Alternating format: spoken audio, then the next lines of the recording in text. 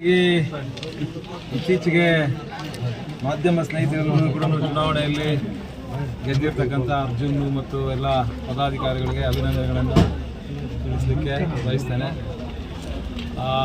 ನಮ್ಮ ಕ್ಷೇತ್ರದ ಶಾಸಕರು ಮತ್ತು ಜಿಲ್ಲಾ ಉಸ್ತುವಾರಿ ಸಚಿವರು ಕಳೆದ ವಾರ ವಿನೋಬ್ ಕಾಲೋನಿಯಲ್ಲಿ ಸಮುದಾಯ ಭವನದ ಶಂಕುಸ್ಥಾಪನೆಯಲ್ಲಿ ಭಾಳಷ್ಟು ಮಾತನಾಡಿದ್ದಾರೆ.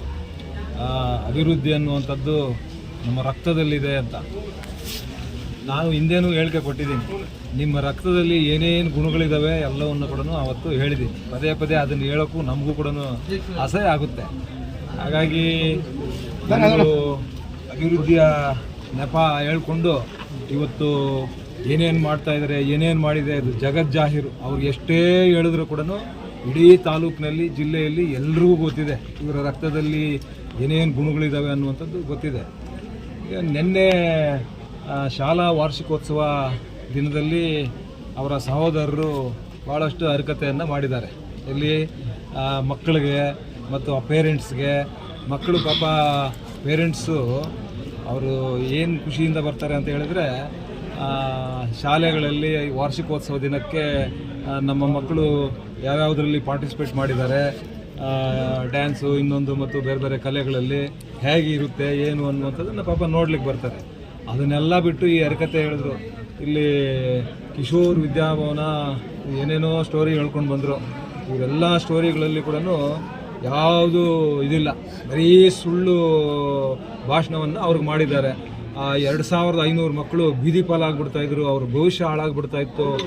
ಮತ್ತು 3000 ಕುಟುಂಬ ಅನ್ಯಾಯ. ಇದು ನಾನು ಅವ್ರ ಬಾಲಾಜಿ ಅವ್ರಿಗೆ ಹೇಳಲಿಕ್ಕೆ ಬಯಸ್ತೇನೆ. ಇವತ್ತು 2500 ಮಕ್ಕಳು ಹಾಳಾಗ್ಬಿಡ್ತಾರೆ, ಅವ್ರ ಭವಿಷ್ಯ ಹಾಳಾಗೋಗುತ್ತೆ, 3000 ಕುಟುಂಬಗಳು ಹಾಳಾಗ್ಬಿಡ್ತವೆ ಅನ್ನುವಂಥದ್ದಕ್ಕೆ ಇವ್ರಿಗೆ ಪ್ರಜ್ಞೆ ಇರಬೇಕಾಗಿತ್ತು. ಯಾರಿಗೆ? ಈ ಮಂತ್ರಿಗಳು, ಸಹೋದರರು, ಇವ್ರ ಕುಟುಂಬಕ್ಕೆ ಪ್ರಜ್ಞೆ ಇರಬೇಕಾಗಿತ್ತು.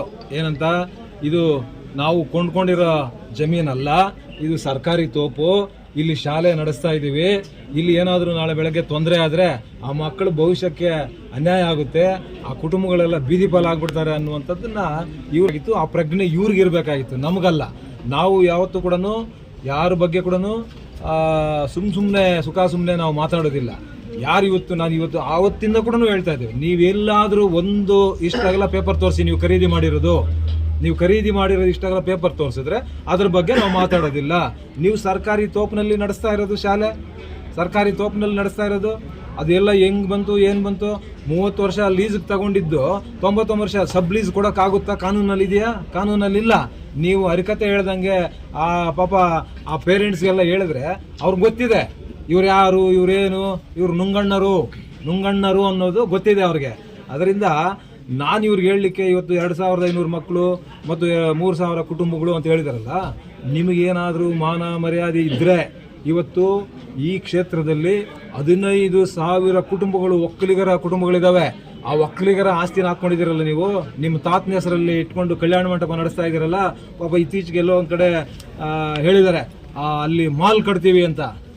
ನಿಮಗೆ ಮಾನ ಮರ್ಯಾದೆ ಇದ್ದರೆ 15,000 ಕುಟುಂಬಗಳು ಒಕ್ಕಲಿಗರ ಸೇರ್ಬೇಕಾಗಿರ್ತಕ್ಕಂಥ ಜಮೀನು, ಆ ಜಮೀನನ್ನು ನೀವು ಮಾಲ್ ಕಟ್ಟೋದು, ಇನ್ನೊಂದು ಕಟ್ಟೋದು, ನೀವೆಲ್ಲಾದರೂ ಖರೀದಿ ಮಾಡಿದರೆ ನೀವು ಕಟ್ಕೊಳ್ಳಿ. ಅದು ಒಕ್ಕಲಿಗರ ಸಮುದಾಯಕ್ಕೆ ಸೇರ್ಬೇಕಾಗಿರ್ತಕ್ಕಂಥ ಜಮೀನು, ಗೊತ್ತಾಯ್ತಾ? ಅದಕ್ಕೆ ನೀವು ಆ ಜಾಗವನ್ನು ಈ ಕ್ಷೇತ್ರದಲ್ಲಿರ್ತಕ್ಕಂಥ 15,000 ಕುಟುಂಬಗಳು ಒಕ್ಕಲಿಗರೇನಿದ್ದಾರೆ ಅವ್ರಿಗೆ ಬಿಟ್ಬಿಡಿ. ನಿಮ್ಗೇನಾದರೂ ಮಾನ ಮರ್ಯಾದೆ ಇದ್ದರೆ, ಬಹುಶಃ ಅವರು ಒಕ್ಕಲಿಗರ ಕುಟುಂಬಗಳಲ್ಲಿ ತೀರ್ಮಾನ ಮಾಡ್ಕೊಂಡಿದ್ದಾರೆ. ಇವರು ನುಂಗಣ್ಣರು, ಇವ್ರಿಗೆ ಮಾನ ಮರ್ಯಾದೆ ಇಲ್ಲ, ಇವ್ರಿಗೆ ಎಷ್ಟು ಹೇಳಿದ್ರು ಕೂಡ ಅದು ಆ ಜನರಿಗೆ ಅರ್ಥ ಆಗಿದೆ.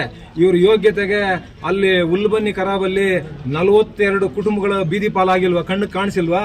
ನಾವು ಆವತ್ತಿಂದ 10 ವರ್ಷಗಳಿಂದ ಆರೋಪ ಮಾಡ್ತಾ ಇದ್ದೀವಿ. ಇವತ್ತುವರೆಗೂ ಕೂಡ ಅದರಲ್ಲಿ ಇರ್ತಕ್ಕಂಥ 42 ಕುಟುಂಬಗಳಿಗೆ ಇವತ್ತೇನಾದರೂ ನೀವು ಒಂದು ಪರಿಹಾರ ಕೊಟ್ಟಿದ್ದೀರಾ? ಅಥವಾ ಬೇರೆ ಆಲ್ಟರ್ನೇಟ್ ನಿವೇಶನ ಕೊಟ್ಟಿದ್ದೀರಾ? ಅಥವಾ ಅವ್ರಿಗೆ ಹಣ ಹಿಂದಿರುಗಿಸಿದ್ದೀರಾ? ಪ್ರತಿಯೊಬ್ಬ ಕುಟುಂಬದಲ್ಲಿ ಪ್ರತಿಯೊಬ್ಬರಿಗೂ ಕೂಡ ಮನೆ ಕಟ್ಟಬೇಕು, ಬದುಕಬೇಕು ಆಸೆ ಇರುತ್ತೆ. ಆದರೆ ಇವತ್ತು ಹುಲ್ಬನ್ನಿ ಖರಾಬಲ್ಲಿ ನೀವು ಸೇಲ್ ಡೀಡ್ ಮಾಡಿದ್ದೀರಲ್ಲ, ಸರ್ಕಾರಿ ಜಾಗವನ್ನು ನೀವು ಸೇಲ್ ಡೀಡ್ ಮಾಡಿದ್ದೀರಲ್ಲ, ಈ ನಿಮ್ಮ ಹರಿಕತೆಗಳೆಲ್ಲ ಯಾರೂ ಕೂಡ ಕೇಳೋದಿಲ್ಲ. ಜನರಿಗೆ ಗೊತ್ತಿದೆ ನಿಮ್ಮ ಹರಿಕತೆಗಳು, ನಿಮ್ಮ ಆಟೋಟಗಳು ಎಲ್ಲ ಕೂಡ ಜನರಿಗೆ ಗೊತ್ತಿದೆ. ಹಾಗಾಗಿ ನೀವು ಜನರಿಗೆ ಮೋಸ ಮಾಡೋದನ್ನು ಫಸ್ಟ್ ಬಿಡಿ. ನೀವು ಜನರಿಗೆ ಮೋಸ ಮಾಡೋದನ್ನು ಬಿಡಿ. ಆ 42 ಕುಟುಂಬಗಳಿಗೆ ಏನಾದರೂ ಒಂದು ಪರಿಹಾರ ಕೊಡಿ, ಬೇರೆ ಸೈಟ್ಗಳು ಕೊಡಿ, ಏನೋ ಒಂದು ಮಾಡಿ ಅವ್ರ ಮನೆ ಕಟ್ಕೊಳ್ಳೋವಂಥದ್ದಕ್ಕೆ ಅವಕಾಶ ಮಾಡಿಕೊಡಿ. ನೀವು ಅವ್ರಿಗೆ ಮೋಸ ಮಾಡಿದ್ದೀರಾ, ನೀವು ಇನ್ನೂ ಏನೇನು ಮಾಡ್ತಾ ಇದ್ದೀರಾ ಎಲ್ಲವೂ ಕೂಡ ಗೊತ್ತಿದೆ, ಎಲ್ಲ ಜಗಜ್ಜಾಹೀರಾಗಿದೆ. ಇಂಥ ಭೂಗಳರಿಂದ ನಾನೇನು ಪಾಠ ಕಲಿಬೇಕಾಗಿಲ್ಲ, ನನಗೆ ಗೊತ್ತಿದೆ. ನಾವು ನನ್ನ ಕೆಲಸವನ್ನು ಪ್ರಾಮಾಣಿಕವಾಗಿ ಈ ಕ್ಷೇತ್ರದ ಜನರೊಂದಿಗೆ ಇದ್ದು ನಾನು ಮಾಡ್ತಾ ಇದ್ದೇನೆ. ಒಂದು ಇದು ಯಾವುದು, ಇಲ್ಲಿ ತಡೆಯಾಜ್ಞೆ ತಂದಿದ್ವಿ. ಅಲ್ಲಿ ಪಾಪ ತಡೆಯಾಜ್ಞೆ ತಂದಿದ್ರೆ ಅದಕ್ಕೆ ಒಂದು ಕಾಮೆಂಟ್ ಮಾಡಿದ್ರು, ಓ ಹಿಂದೂಗಳೇ ಬನ್ನಿ ಬನ್ನಿ, ತಡೆಯಾಜ್ಞೆ ತಂದ್ಬಿಟ್ಟಿದ್ದಾರೆ ಬೆಟ್ಟಕ್ಕೆ, ಓ ಹಿಂದೂಗಳೇ ಬನ್ನಿ ಬನ್ನಿ ಅಂತ. ಅದು ಎದ್ದೇಳಿ ಓಡ್ ಬನ್ನಿ ತಡೆಯಾಜ್ಞೆ.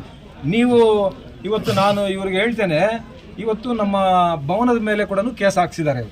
JK ಭವನದ ಮೇಲೆ ಕೇಸ್ ಹಾಕ್ಸಿದ್ದಾರೆ. ಏನು ಯಾವುದು ಇದು ಈ ಝೋನಲ್ಲಿ ಇದೆ ಅಂತೇಳಿ, ಬಫರ್ ಝೋನಲ್ಲಿ ಇದೆ ಅಂತೇಳಿ. ನಾವು ಕೂಡ ಅಷ್ಟೇ ಅರ್ಥ ಮಾಡ್ಕೊಳ್ಳಿ. ನಾವು ದೇವಸ್ಥಾನಕ್ಕೆ ಅಲ್ಲಿ ಪೂಜೆ ನಡಿಬಾರ್ದು ಅಂತ ನಾವು ಹೇಳಿಲ್ಲ.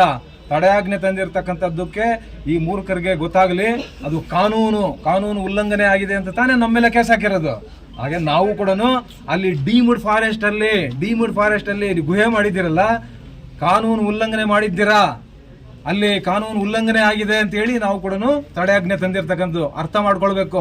ಸುಮ್ಮನೆ ಏನಂದ್ರೆ ಅದು ಓ ಹಿಂದೂಗಳೇ ಓಡ್ ಬಂದ್ಬಿಡಿ. ನೀವೇನೇನು ಮಾಡ್ತಾ ಇದ್ದೀರಾ? ಇತ್ತೀಚೆಗೆ ಆಲಮಗಿರಿಯಲ್ಲಿ ಬಾಗಿಲಾಕ್ಸಿದ್ರಿ, ಪೂಜೆ ಮಾಡಿಸ್ಲಿಲ್ಲ. ನೀವು ನಾಗನಾಥೇಶ್ವರ ದೇವಸ್ಥಾನದಲ್ಲಿ ಏನೋ ಟ್ರಸ್ಟ್ ಮಾಡಿ ದೊಡ್ಡದು ಕಡ್ದು ಕಟ್ಟೆ ಹಾಕ್ಬಿಡ್ತೀವಿ ಅಂತ ಹೇಳಿ ಅಲ್ಲಿ ಮಾಡಿದ್ದೀರಾ. ಇವೆಲ್ಲ ಅರ್ಥ ಮಾಡ್ಕೊಳ್ಳಿ.